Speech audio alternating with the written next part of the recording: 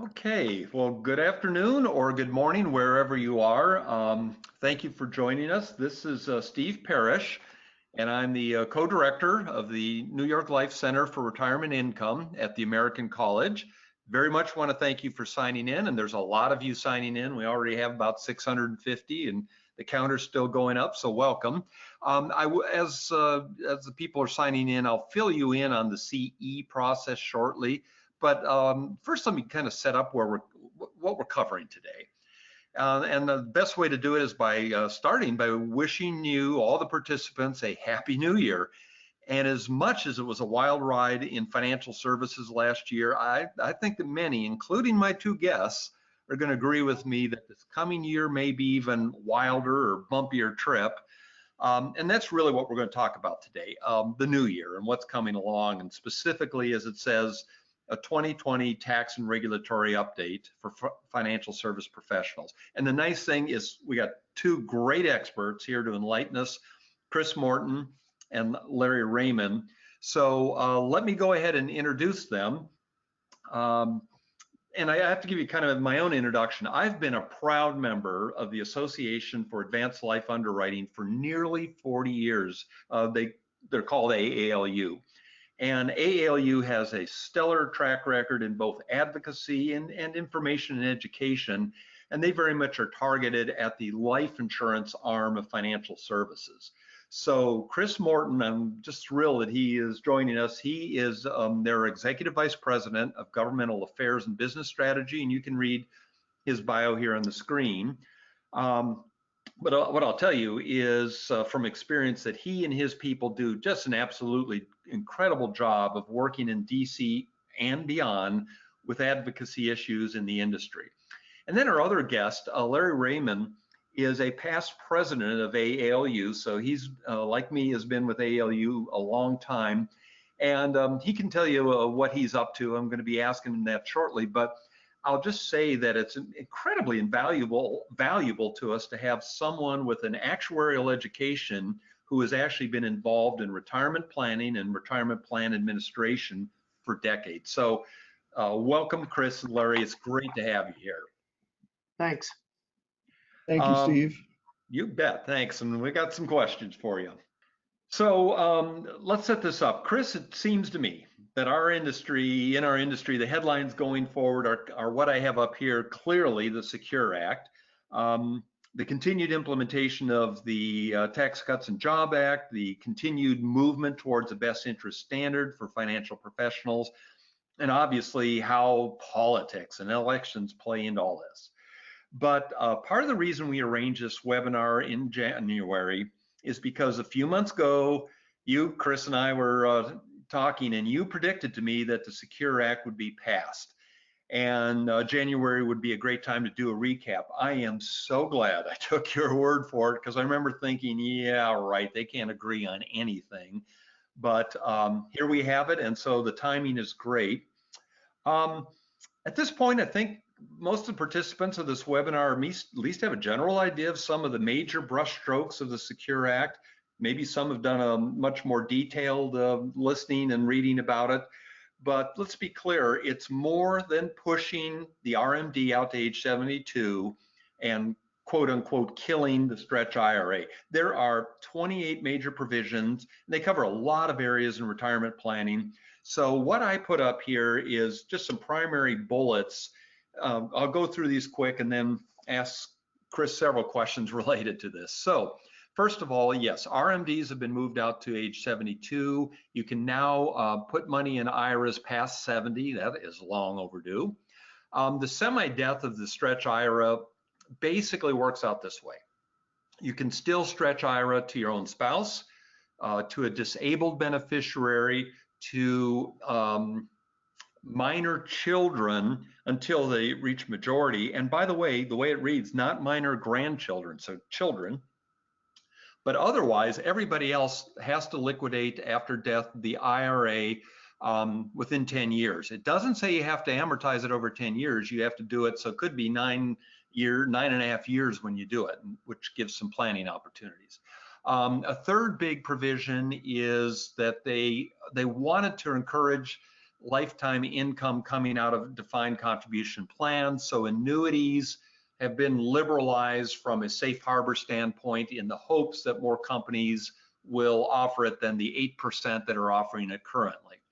Multiple employer plans is Congress's latest attempt to get small employers to set up retirement plans, because we know that SEPs and Simples haven't worked that well. So this gives them a chance, a bunch of small businesses, to get together and do multi-employer plans, and then a whole bunch of other provisions. At the employer level, they've added some employer credits to encourage setting up plans. They've changed the auto enrollment percentage, how wages are measured, some eligibility rules, just a lot of things. On the individual side, they allow withdrawals from IRAs for adoption and newborns and things like that. Just a bunch of other things. And so we could talk all day, but we have a lot of things to cover. I will just summarize and say the effects is we're already seeing is consumer awareness. I was talking to Bloomberg reporters, they're all over this. We're getting consumer awareness about retirement. But also, when you're dealing with your own client, recognize the results are going to differ by demographic. So I think this is a great thing. And I've talked a lot to, many of you know Jamie Hopkins, and he thinks it's a great thing. But I saw an article that said, let's see, something to the extent of the Grinch stole Christmas, and the Grinch's name is the SECUR Act. And what I assume, well, I know what he's referring to is the fact that they took away the stretch IRA. So it's going to vary where you get it. We'll talk about it a little more later on, but what that means is retirement strategies are going to change, we hope. Employer provided retirement plans, and I know Larry has some comments on that, are, we're going to see some changes because of what's going on and some future things that Chris is going to reference. In the whole area of IRAs, there's going to be a lot of things. The RMD rules have moved and inherited IRAs. So you're going to see a lot of changes with asset location. I think you're going to see a lot more Roth conversions. Estate planning is going to change, where maybe we aren't concentrating on the inherited IRAs so much as life insurance. So that kind of gives you a rough idea of where we're going. And I'm going to move on to just in a second here to get to Chris. And I know, and I'm pulling one of your own slides that your CEO put out, and I know you consider the SECUR Act a win at ALU, and I'd like you to tell us why you see this as a win, and tell us a little bit about the other wins that came in from last year from your efforts at ALU, obviously, and many other people's efforts. But I have some other comments and questions on SECUR Act, but why is this a win, and what were some of your other wins? Yeah, sure. Thanks, Steve. And let me just start by saying thank you for the leadership you've provided over a lot of years with respect to both the center and the college, and obviously as an ALU member, it's greatly appreciated and invaluable. So appreciate that opportunity to be with you today, and obviously with Larry, who has served just so admirably over so many years on behalf of the profession. You mentioned the awareness piece. I think consumer awareness is a big part of the win here, as well as access to tools to save in different ways and with different types of provisions here. So on the awareness front, think about it this way. There are provisions in the SECUR Act, like the lifetime income disclosure provision, which essentially says now on participant statements, aggregate savings will be translated into what it would look like in a monthly income stream in retirement. And a consumer clearly in that context begins to realize, well, I feel like I've done a really great job saving $100,000, but now I've got 20 or 30 or more years out into the future. What is that going to mean? And on a monthly basis, from an income perspective, that's not enough, obviously. And so that awareness is going to be important for them to realize I've got to do more. I also have to look to people like Larry and ALU members to work with them to develop an appropriate plan to do so. So from our perspective, the awareness piece can't be understated. And then, the other part of the win is access. So you mentioned the multiple employer plan provision, allowing small employers now to pool together without a common nexus in order to put plans in place for their employees across different businesses. Provisions like that and some of these others within the bill that you mentioned, we have the potential now to have 700,000 potential new savers in the marketplace. And obviously that's pretty expansive and important, not just for those of us and people on the phone who are doing the business to work with those folks, but for them and their families and their financial and retirement security, it's critical. So that's why it's such an amazing win. And it's the first step. And I know we're going to talk more about how this came to be in a little bit. But as we think about what else we were able to achieve due to the activity and the advocacy and relationship building of ALU members over this past year, it's pretty significant. I would venture to say one of the most significant set of advocacy wins that we've ever achieved. And it started this year with the 199A pass-through deduction, where we were able to work with policymakers and folks at Treasury and the IRS to ensure that life insurance and annuities commissions are now going to be treated as qualified business income for the purposes of taking advantage of that 20% pass-through deduction. We have heard from our members since we've been able to achieve that it has meant money in their pockets, money in their clients' pockets, as well as the opportunity to take those resources and reinvest it in their business to serve more people. So that is really, really valuable, obviously. A couple other items I'll just mention in the estate tax and wealth transfer arena. There was the increased exemption level as part of the Tax Cuts and Jobs Act and gifting alongside of that. There were concerns without clarity and guidance that potentially the gifting in this window between now and 2026, when the limits snap back, that would be clawed back or subject to clawback. We were able to work again with regulators to ensure that the rules were clear, that the gifting in this interim period is allowed to go forward and won't be subject to that clawback potential.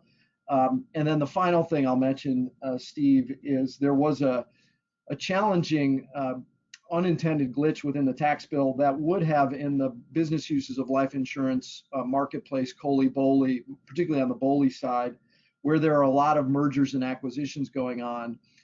When banks were going to be acquired that had insurance on the lives of former employees, the way the law was written, there was a taxable death benefit hit on the acquired policies, which was really causing consternation in the marketplace, both in terms of the merger activity, as well as the willingness of folks thinking forward into the future about getting invested in business uses of life insurance, and again, particularly in the bank-owned context. We were able to clarify that that was not the intent, and the rules were written and finalized that prevented that from being the case. So again, across the board, a lot of good work, really principally due to the leadership of the membership of AALU. So that's it in a nutshell. Yeah, congratulations and thank you. So a question on this, we have a lot of webinars that have been, well, there've been some webinars already and there are ones coming up. Some of you that are listening know I did one for the Society of FSP just an hour ago. I want to take a little different angle. It'll just take a couple minutes to do this, but Chris has so much background in the why and the how of the law. In other words, what led to this law being passed when you think about it, and then when we realize the issues going on in Congress, how did they actually get the kumbaya moment and put this together? Because you're so involved in advocacy, can you just kind of pass a little bit in on why the law and how it happened? Yeah, it's been a journey for sure, as all major legislative initiatives are. You know, that phrase about it's like making sausage. You like to see the finished product and eat it, but you certainly don't like to see how it's made. And this was a perfect case of that. You know, we start with the perspective that retirement policy has always been, for the most part, bipartisan. Um, and I think there is and has been in recent years, a growing awareness of the challenge, and many would say the crisis that is coming towards us down the road in terms of people's ability to have comfortable, secure retirements. And so um, that is the backdrop here. The fact of the matter is, and many may not realize this, but this has been 10 years in the making. And it's really just the start of what needs to be done to promote greater retirement security among American families. In 2016, some will recall that the Senate Finance Committee passed a fairly similar bill to SECUR, called the Retirement Enhancement and Savings Act, on a unanimous bipartisan basis. And I remember back then that we felt pretty good that that was an indication that this was going to kind of slide through. Unfortunately, as is the case, you know, politics has a way to intervene in some of these things that you think are such slam dunks that should be done, that are good policy. And I think after we got through the 2016 and we had the presidential election, the tables turned, and in 2017 we had a tax bill in the Tax Cuts and Jobs Act that, you know, there are many provisions that I think we could say are good provisions. There were those that we fought to pull out of the bill that were detrimental to the industry. But what it was a partisan, and I don't say that from a political kind of posture, but it was factually a partisan exercise. It was all Republicans voting and pushing the legislation. No Democrats voted in favor. It wasn't the typical way that you see massive tax bills come together. And as a result of that, I think there was a lot of hard feelings, a lot of consternation coming out of 2017. And as a result of that and many other things, we had an election in 2018 where Democrats flipped the House back to their control. But the positive thing out of all of this, I think, is then we had in Chairman Richie Neal from Massachusetts, someone who really, really understands the retirement challenge, also is really understanding and works collaboratively with our industry across the board. And this was a priority for him. The passage of SECUR was first and foremost on his list. And so that means a lot in the way that legislation is able to get moving. And he also realized something coming out of the Tax Cuts and Jobs Act: it needed to be done on a bipartisan basis. And so he was willing to listen to Republicans and sit down and try to incorporate a lot of the provisions that they were looking at from their side. You mentioned a couple of them, things like, adoption, using withdrawals from your qualified plans for adoption, other types of initiatives like that. And as a result, we had this come out of the House 417-3. And again, we were feeling pretty good about that, given the overwhelming passage in a very highly partisan Washington today. We were able to have a contribution to that at ALU when, we had 400 or 500 people go to the Hill in April of 2019. And in 3 hours, we were able to get 40 co-sponsors on Chairman Neal's bill before it passed the House. And so, we worked really closely with the ACLI, with our partners at other trades to push this forward. And then it came into, focus in the Senate. And unfortunately, in the Senate, which is not a majority control body like the House is, one senator can object and the wheels grind to a halt. And that's exactly what happened. We had 3 senators, Senator Cruz, who wanted some provisions reinserted on homeschooling and using 529 money for that. We had Senator Lee from Um, uh, we had Senator Toomey, I'm sorry, from Pennsylvania, who were also concerned about technical corrections to the tax bill as well as newspaper pension provisions. And so, unfortunately, between the three of them, they were trying to get these things resolved, in a way that would be working for everyone, and weren't able to do that. And then, sort of fortuitously, what we had a moving vehicle legislatively in the omnibus spending bill at the end of the year. And because of all the pressure and the work and the education, the advocacy back home and in DC by a lot of folks probably on this phone, as well as ALU members, ACLI companies, we were able to get it across the finish line. But it took a lot of leverage, a lot of relationship building and exercising of that muscle. But ultimately it came to fruition. Yeah, I appreciate you passing it on, because this is the biggest legislation we've had in retirement since the 96 Act. So that's how we got there. And I want to ask Larry a little bit about what that means to practice level. But I thought would put in this one slide because people are still learning how this all works. Some of this is stuff we could deal with right now. Some of this is going to take a little while. So this is not meant to be a technical webinar today, but just kind of big picture is some of the now things you want to deal with is the conduit and bypass IRA trusts. Jamie Hopkins and I were talking about, he made a good point that already the first malpractice suit has happened. It just, they don't know it yet, meaning somebody has died since January and the money is going into IRA trusts that it's going to tie up, and I don't want to get all technical on how this works, but essentially ties up access to the money for 10 years, and they're not going to be happy about this. So getting at those bypass IRA trusts is a now thing to do. I did a webinar where some of you may recall a year ago where we had some pretty high-end attorneys talking about how to do it. Those all have to be looked at. The grandfathering, I literally was walking on the beach with a friend of mine, and he was one of those that just missed the grandfather date. Basically, if you turn 70 and a half, anytime from January 1 on, you get to do the age 72. Otherwise, you still have an RMD to take this year. Also, there's some grandfathering of RMDs that have, inherited IRAs that have been put into annuities. You want to look at that carefully before you give up and think that you have to disperse in 10 years.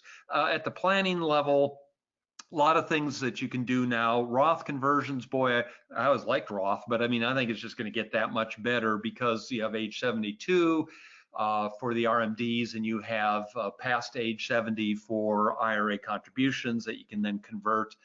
And then some interesting things that are going to go on with 10-year planning. Just the short version is realize it doesn't say you have to amortize over 10 years. It just says it has to be liquidated by the end of 10 years. So really kind of like 11 years. So what you may see is, parents are in the 80s, they die. The kids are in their 60s. They may defer that for 9 years, 9 3/4 years, and then take the money out. There's a lot of things you can do. But there's also to be determined type items, meaning great to know, but it's going to take some while to go with it. Chris mentioned those retirement income statements. Well, I was just talking to Bloomberg on that, and they said that's great, but you're going to have to let employers know, what interest rate and mortality and what are the assumptions we're going to use for that. So that's going to be a while. Some of you have asked me about the RMD changing because they already have proposed regulations where, because of increased life expectancies, they're going to make those RMDs actually smaller. I don't, and maybe Chris has a comment, but we probably will see that taken care of this quarter. But you might want to hold off in your RMD if you can, so that we can see if maybe it's a smaller one. Definitely on MEPs, on the multi-employer plans, we need some regulations to know how we're going to do it, what we're going to do. And the same thing for annuities. I'd be careful that you don't go off and tell your clients, let's start buying a bunch of annuities and DC plans. Well, 8% of them already are offering that. It's a possibility, but I'm just saying we're not done with all of that yet. So with that, Larry, you've had a successful practice for many years, a well-known name, and I know this is a big year for you in your own career. So can you start by telling us about the practice you created, and then I just want to know what you see as the implications of how this law works in retirement planning, both at the business level, because I know you do administration work, and also at the consumer level, like RMDs and that kind of thing. How do you see this working at the practice level, Larry? Sure. Well, thanks, Steve. And maybe I could preface my remarks by saying that I think we all from the industry owe a heartfelt thanks to ALU and other organizations that fought to get this bill enacted, because there are a lot of planning opportunities, many of which are going to be developed over the next few years. But I see this as being possibly the most exciting time for those people who are engaged in the retirement plan community that we've seen even back to ERISA. So very excited about it. So first, just a couple notes about our firm. Our organization has been engaged in the providing of retirement plan, both qualified and non-qualified plan administration, investment, and retirement consulting for the last 50 years. As with many organizations of our ilk, we also provide individual financial planning assistance and retirement counseling to both the clients and the participants in our plans.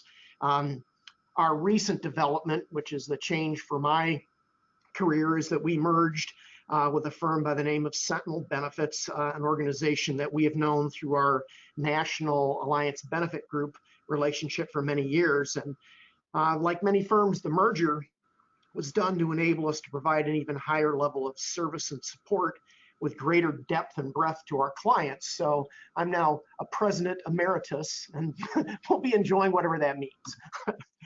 But so let me go on to this issue about the implications. And I think, again, when you look at either the business or the consumer, we have to recognize that there are going to be significant planning opportunities, and more and more of the information as to how these opportunities will play out with your clients, I think, will become evident as you begin to look at them. But you're going to be forced as a practitioner, whether you're in the legal profession, the CPA profession, or the financial services profession, to go back and look at your entire block of business, because if you don't, somebody else is going to. And I'll just give some overview, some kind of general examples. At the business level, there's going to have to be careful analysis of what current clients should consider. And one easy example is one that you mentioned earlier about these annuities with lifetime income characteristics. Many companies have considered these. The question is going to be, is this now going to be a time to reconsider because of the ability to just offer to a plan and not have it become an impediment if the plan wants to move to another platform, or if the participant terminates and the plan doesn't want to provide annuity benefits. Basically, these new rules will provide greater flexibility and may reopen the consideration as to whether or not that would be a useful tool for retirement for some participants. And the question then becomes, of course, with the change in the reporting that will be upon all of us once the regulations, the guidance have been issued, that once per year within a participant's statement, they're going to have to receive information about how their account balance converts into a lifetime income. And so I think the knowledge that they're going to be looking at this will also give rise to, okay, if that's what it says, is there a way I can guarantee that? So I see that as a potential that will require just conversation. What they do with it, who knows? From our perspective, the greatest impact in an administration standpoint, I think, is the greater flexibility that clients are going to get under this law. Plan amendments can now be made after the close of the plan year, as long as they're done before the time for filing the tax return, including the ability to adopt a plan. I mean, we've been arguing for this for years, and this is huge in terms of being able to make plans after the end of the year. I mean, for years, you've been able to make decisions on what a profit sharing contribution could be after the end of the year, but you couldn't modify defined benefit plans, or you couldn't adopt defined benefit plans or cash balance plans or other types of plans after the end of the year. Now you can. In addition to that, they've basically expanded this into the safe harbor area, so that now the safe harbor considerations, if you have a non-matching formula, you're allowed to make decisions on that up until 30 days before the end of the plan year. And even later, if you agree to make the safe harbor contribution 4% instead of 3% for the non-elective formula. So again, enhancements in this bill that'll create great flexibility in planning, which in the past may have kept some employers from actually adopting plans, and gives them basically the same kind of flexibility that SEP plans have had for years in making decisions after the end of the year. I'm not sure if the tax credit program will have a great impact on the decision to adopt, but if you've got a company that has effectively 20 non-highly compensated employees in the plan, they potentially can have a tax credit of $5,000 a year for the first 3 years of the plan. That will cover a significant amount of administrative expenses. And again, it's a tax credit. So it's a very valuable asset tool. And I think, again, it's going to be more a matter of us making the advisors aware of this if we're dealing in the smaller plan market, because that could make the difference between somebody looking at adopting a simple IRA or a SEP or moving into a regular retirement plan. You mentioned about the MEP rules. Again, I think that that's an area where potentially there could be significant changes in the rules and the way people design their plans. It's going to be interesting to see how this will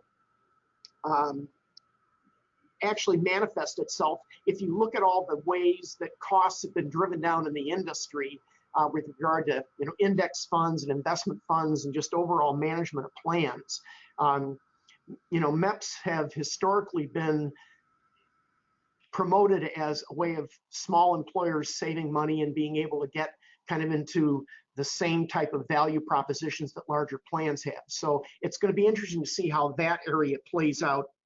And once they actually define the role of the pooled plan provider, which is going to come after 2020, I'll just be interested to see how many organizations really put all their eggs in that basket, or if it's going to be something that will be more reflective of certain demographic areas. Certainly, there are going to be some plan design and coverage issues when these new, more liberal eligibility rules kick in. They really don't kick in until 2024. And I'm referring to the fact that people who work for 3 consecutive years and complete only 500 hours, but less than 1,000, will now be eligible for these plans. But the years don't start until 2021, and it's a 3 consecutive years. So again, it's really not 2024 till you're going to see it. But that will be a modification that in some companies will change their demographics. Now, the good news again is they had enough foresight to say, hey, we don't want this to have companies close plans. We want this to embrace more participants. So we're not going to have these participants be subject to any of the compliance rules, the testing rules, the safe harbor rules. So employers will be able to decide, what, if anything, they want to provide beyond the fact that they have to include them as employees or participants in the plan. So those are the kind of the high level business ones. If you look at the consumer level, I think the real change is going to be this ability to defer distributions until 72. It's a planning issue that's going to give people the ability to save longer. I also think that the ability of participants to continue to contribute to IRAs after age 70.5, as long as they have earned income, is going to be an important consideration. Again, practically being able to continue to save money for retirement. And remains to be seen how some of these other areas, like the issue of the elimination of the stretch IRA, whether that will really have a negative effect in the industry. I tend to think it'll just create different type of planning. But those would be my high-level remarks. Yeah, that was a great summary, because I think a lot of people are only looking at the consumer level and not realizing all the things going on with the business. So that helps. And since both of you have been so involved with ALU and life insurance, I'm getting a lot of press calls on this already. Is obviously it's a win for life insurance, because now that you can't always stretch, a better way of getting the tax advantages is not pay tax at all. In other words, to use your RMDs to pay premiums to buy life insurance. It goes tax-free to the beneficiaries. And so it's kind of like you're paying tax on the seed and not on the harvest. But I guess Larry and Chris, any other thoughts on life insurance? Seems to me like a very clear win for life insurance as a retirement planning vehicle.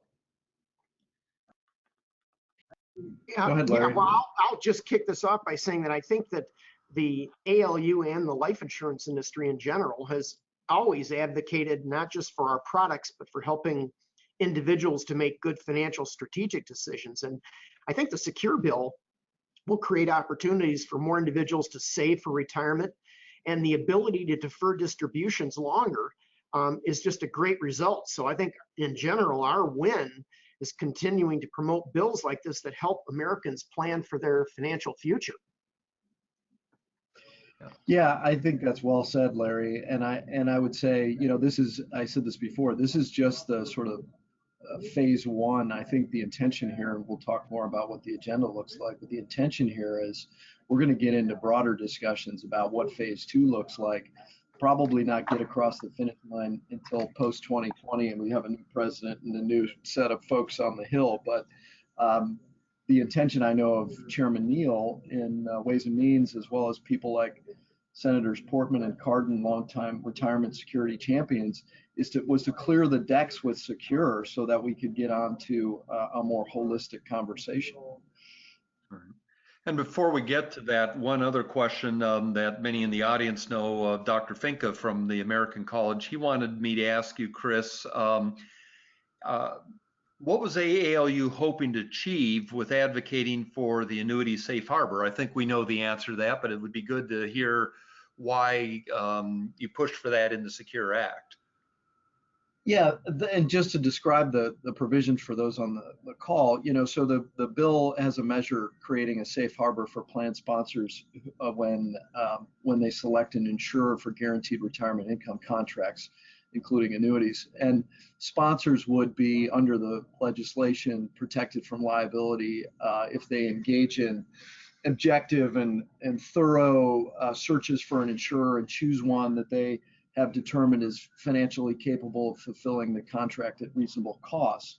And the reason that was needed was because we had heard, and Larry can probably maybe talk to this as well from a marketplace perspective, but from a lot of folks, that one of the major barriers related to ensuring that we can offer annuities in plans is that the liability issue gets resolved in a way that is reasonable. And this was a way to address that from the perspective of the industry and hopefully promote the ability to have that opportunity. So that's really the bottom line. Yeah, makes sense. So let's kind of talk about that phase two, if you will. And let me ask it this way. Chris, you're going to be going through what's on the agenda, but can you let us know what the mood is in DC? I mean, is anything capable of happening? Just because I think many of us were pleasantly surprised, but you told us why, that we got the SECUR Act through. What's the mood like as you start us on the agenda? Yeah, well, I will say 2020 is starting in a way that is not likely to be the way it finished in terms of things like the SECUR Act getting across the finish line in the near term. Obviously, we come back to DC, or Congress comes back to DC now in the new year, and we've got potential impeachment or an actual impeachment trial that will be started in the Senate as soon as the House sends over those articles. You've got the news over the last few days with what's happening with Iran. We've got the 2020 elections and the campaign in full swing, particularly amongst Democratic candidates. And what complicates that even more so is a number of the Democratic candidates who are running for president are members of the U.S. Senate who are going to be jurors in the impeachment trial, and also folks who are asked to come together and find ways forward on a variety of major issues. And so that sort of mix and soup is a difficult one to find common ground on as we go into the election. And so there will be opportunities, we can talk about those, but I think broadly speaking for major initiatives, there's not going to be a lot of things that get done in this year. There will be a lot of table setting, but not a lot of actual running through the tape in terms of conclusions. And let me ask you, Larry, and I mean, many of you are seeing this up on the screen as far as possible things, but at the practice level, how do you deal with the clients looking at these kind of things and saying, how do I do my planning? Because, gee, depending on what happens in November of this coming year, we may have expanded, all this may be taken away, which we know is not really going to happen. But how do you deal with clients in the uncertain environment we have before we look at this agenda? How do you advise them when you don't know what the law is going to be? Well, I think, again, the retirement plan space today is as much about employers feeling a responsibility to their employees to help them save for retirement and provide adequate retirement income. And so very often these decisions are made at a more macro level as a result of not just someone in the marketplace marketing the idea of a retirement plan, but employees and HR directors going to their employer and saying, look, we've got to be able to help our employees or they're never going to leave. And so a lot of these decisions are made absent any considerations for what tax laws may be at any point in time. Now, for those companies that are looking at this as truly a tax shelter strategy, which there are certainly many organizations that do that, in that area, it very much is and will continue to be a function of the tax environment and the value proposition of taking the money and paying the taxes today versus deferring it. And I don't see that changing. Now, again, as I mentioned earlier, what this new bill does is it's going to give employers and advisors an opportunity to kind of sit back and wait and let the year play itself out. And they can, do things like setting aside a sinking fund or something and accumulating money that may be used for that purpose, for the retirement plan purpose, but they're not going to have to pull the trigger and have all their documents and everything done before the end of the year as they had in the past. So that change will, I think, have a significant impact on the way the CPA firms and the legal firms approach clients with the urgency that they may have in the past. This just won't be there. Right. And in the sake of time, two things. One is I'm looking in our chat box, and as I anticipated, we're getting a lot of good, solid technical questions related to SECUR Act. I commit, and those of you that have listened to these in the past, we do get back to you. I will get back to you on those questions. May take a few days. So we're not going to get into a lot of those because I think it's helpful to hear some of this, but I wanted to acknowledge we're getting those, and maybe we might have a little bit at the end. But I would just ask, since we have the two experts here, without going into a lot of detail, but we have the screen up here, what's on the agenda. Any particular comments you want to make on some of the things that might have some possibility, even if we're just setting the table at this point? Yeah, Steve, I would just say, I mentioned retirement security kind of 2.0 or phase two. We will have a lot of discussion around that. There's a couple of big pieces of legislation out there that Portman Cardin and Chairman Neal have put forward, and we intend as an industry, not just ALU, but ACLI, to engage and have been engaging in working with them to hopefully look at post 2020 when there is a new president and a new Congress to move those things. I think on the tax front, nothing significant will occur, but there is a broad discussion at the presidential level about things like wealth inequality, which has spurred a lot of examination of the Tax Cuts and Jobs Act, who benefited, what is the distribution, and we have a whole host of, quite honestly, from at least ALU's perspective, challenging proposals out there about new alternative forms of taxation, whether it's wealth taxes instead of estate taxes, mark to market of assets on an annual basis, even when gain has not been constructively received amongst the sort of upper income or wealthy, taxing capital gains of death. These things are real in terms of at least being in the dialogue at the presidential level. And we're engaged in a process of both understanding those and having dialogue with policymakers about what they're seeking to do and if those are the best ways to meet their objectives. The year will be spent really on a lot of the state activity, honestly. There is a host of fiduciary and best interest proposals that are real and concerning. New York obviously is final, but Massachusetts, which we'll talk about, and there's a host of new things like privacy legislation in California, or how is genetic testing information being used or not used for underwriting purposes. There's been states like Florida who've tried to ban the use of that. And the industry's been engaged in a lot of those. That's going to be the place where we're going to spend a lot of time with our partners over the next several months. Okay, that helps. And one that I in particular would like you to comment on is the whole thing with the fiduciary and best interest status. And I won't go through all these, but there's a lot going on with BI, with Reg BI. I noticed, by the way, that both Dodd and Frank, who are retired from Congress, but they both came out against Reg BI, but presumably that's still going forward. Our good friend at American College, Michael Kitsis, has a lawsuit going against this, but for now we're assuming that's still on. New York Reg 187 is a lot bigger than people realize because of the extraterritoriality of New York.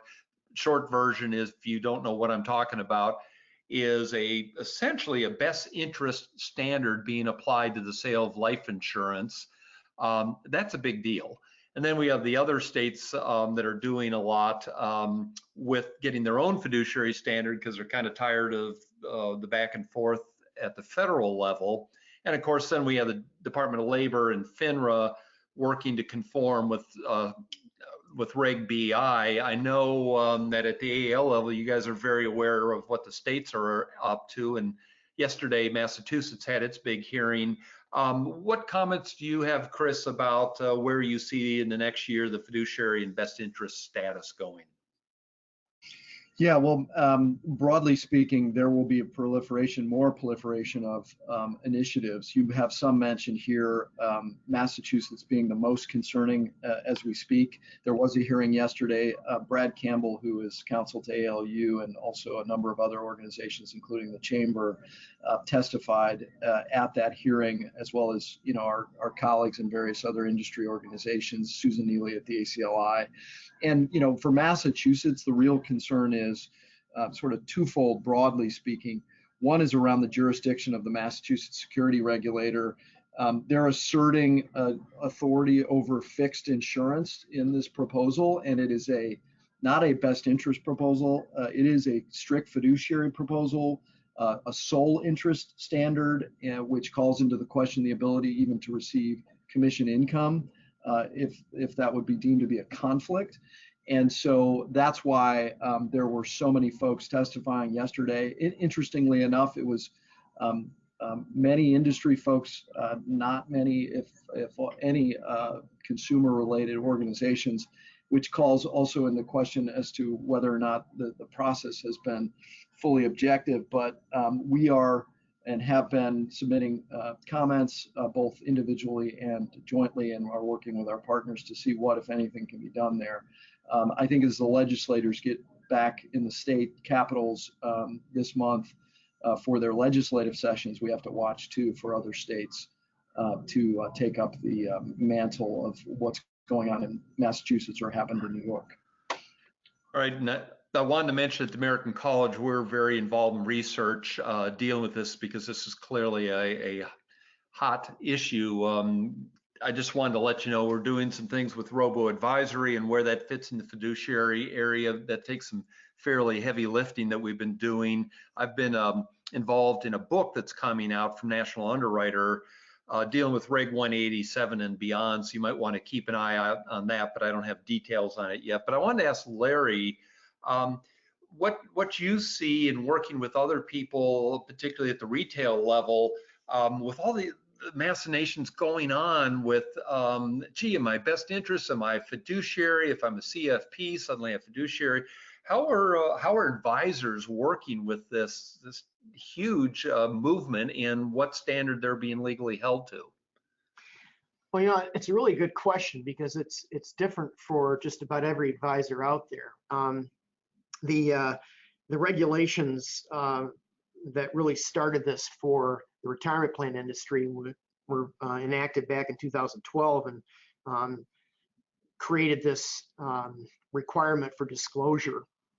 And the disclosures really went deeper than just disclosing what the fees were that were being charged to plan participants and retirement plans, but really delved into what the roles and responsibilities were. And what that, I think, has created is a new era for how advisors position themselves to service plans. And some of it is driven by their licensing, so they could be working for a broker-dealer that doesn't want them to be considered as a fiduciary to the plan and will only allow them maybe to act as a solicitor, or maybe will only allow them to provide education to the plan. And then there are others that elect to be a 321 or 338 advisor to the plan and take on co-fiduciary status. And then it's a question of how do they get paid? You know, what can they do beyond that in the role with the employer?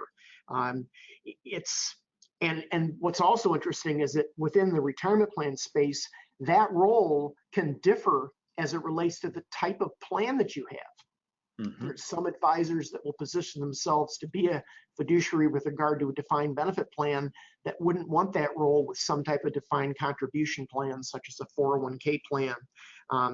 And I think eventually, it doesn't happen, it hasn't happened yet, but I think eventually we're all pretty well convinced that these rules will probably spill over into the 409 Cap A area for non-qualified plans. Right. So, you know, as you're looking at it, one of the roles we have as an administrative firm is to make sure that each party knows what their responsibilities are, how they're being compensated, and making sure that the client, as well as the advisor, as well as the third party and the other advisors, end up knowing who's responsible for what with regard to a plan, and ensuring that it's all being done in the best interest of plan participants.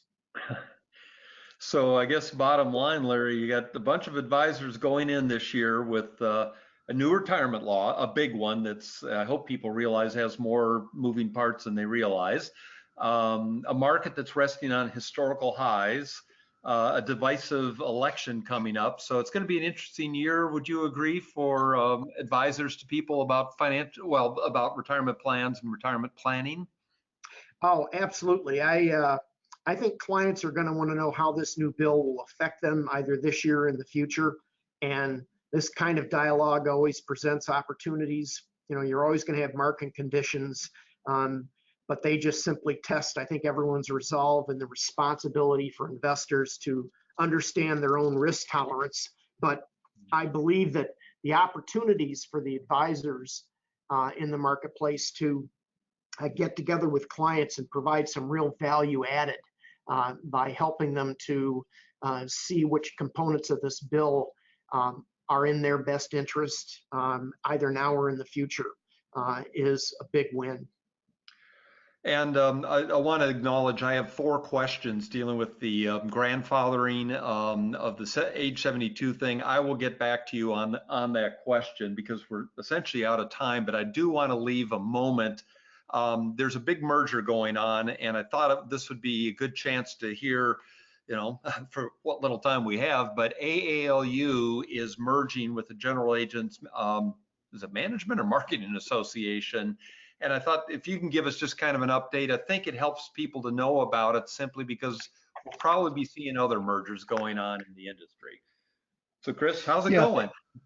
yeah, thank you, Steve. And I'll be brief. You know, the discussion we've had today, particularly around the risks and the threats and challenges the industry is facing from a more from a perception perspective, as well as on the fiduciary front and regulatory, really were an impetus here to take a step back after the Tax Cuts and Jobs Act exercise as well, to say, you know, there is a problem in terms of perception. It's what's out there in the marketplace is not correct about what people are doing to serve clients in the best interest. And we need an organization that is stronger, that is broader, that's going to represent and elevate the profession, be out publicly responding to some of these negative portrayals and promoting the profession. And that's exactly what we're trying to do here with this coming together of ALU and Gamma, create a unified organization and a unified voice for distribution. It's been needed for quite some time. We have 345,000 licensed life insurance professionals in the nation, according to LIMRA, and we probably have only about 40,000 of those or so through various organizations engaged. And so we need to bring more of those people into the fold. So this is exciting times for us. We're trying to get the legal aspects of this merger coming together done in Q1 here. We'll have a new name. It won't be ALU or Gamma, so stay tuned for that exciting announcement. And we'll have a lot more opportunity ahead. Well, that's exciting, and we'll be looking forward to see how that all works. I'm being told that we have and this was in all capitals, epic amount of questions. So I get a spreadsheet. Give me a few days to be able to get back to you. We're all learning as we go, but this is my obvious opportunity to encourage you to keep up your education. The retirement income certified professional designations become a really big designation at the American College. And as you can bet, we're all over the SECUR Act in building that into our RICP curriculum. We're excited about it. I've already been getting people saying, well, I wasn't going to take RICP, but after SECUR Act, you bet I am. So we're not going to have much time for questions. Let me look at it, but I thank so much Chris Morton for all you had to provide of the how and why and where we're going, and the perspective, Larry, that you can provide at the field level. That's just so helpful to have that. I hope everybody appreciates the hard work being done to get this kind of stuff out, both at the legislative level and at the educational level. And again, I think the biggest question I'm seeing is the whole thing about when's the grandfather, which my understanding, and I guess this was also talking with Jamie Hopkins, is that if you're 70 and a half after January 1 of this year, then you get to do the age 72 RMD. But I'll confirm that, get back to you. Someone asked about Social Security, different thing. QCDs are different. The qualified charitable deduction is not in the legislation, and I'm curious if they'll clean that up. But I guess it is the top of the hour. So I want to thank everybody. And again, I want to really thank Larry, and I really want to thank Chris for adding perspective to this information and telling us what's coming in this year. And with that, it's top of the hour. Thanks again. And again, we will follow up on the questions you submitted to us. Thank you, Steve.